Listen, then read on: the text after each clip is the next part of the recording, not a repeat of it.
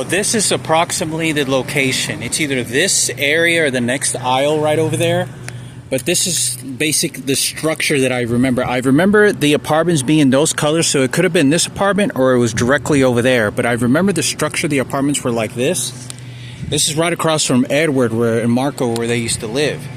And the guy, we parked right here, we gave our Tark RC, and this guy that held us hostage and my mother and Frankie were all right here, and it was just us three. My mother was parked to the left, and then we ended up leaving. We weren't there maybe more than 45 minutes. But when we first got there, I don't know what led us to this place. I don't know what this blonde lady was trying to poison this guy or do a forgiveness. I don't know what the fuck it was, why, but my mother was basically being dragged and held hostage. You go over here or else. You know what potentially can happen. My mother was driving away, so Frankie can verify this. My mother can.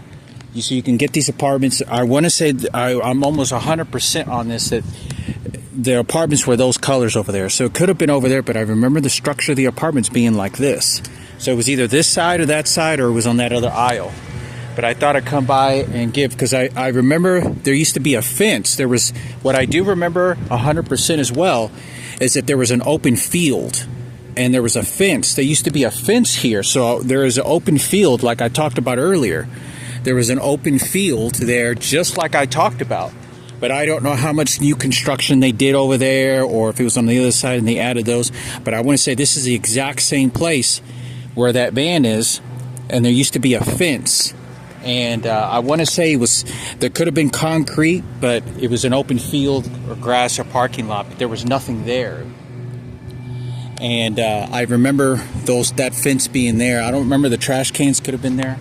But this is a long time ago where the guy walked through there or walked through that area, but he was in this area where it happened, where my mother's reaffirmed a threat, this lady, and, you know, I don't know whatever happened to that little kid, but I'm going to come over here as well, take a look at the, I was actually over in this location over here when 9/11 happened, and I was hanging out with Edward and Marco.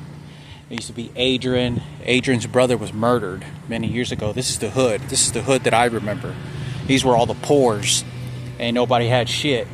And, you know, people that weren't likely to be successful in life. You know, a lot of bad stuff was going on here all the time. Cops don't roll around here checking on people. It's so concentrated where so much bad activity can happen.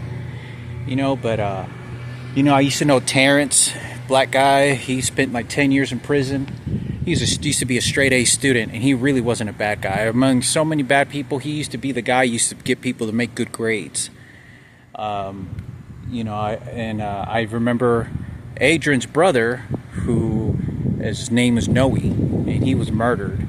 He was shot to death, and I knew Adrian very well as well. All the guys used to hang out here in the hood and smoke weed and just hang out, but this is where I was when 9/11 happened, one of the places where I was, and I remember it being very quiet in the air, and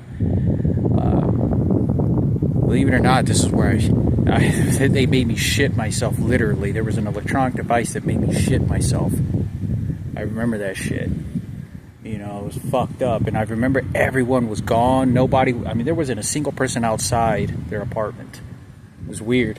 I just happened to come by here for, I don't know what reason, but thought I'd make a video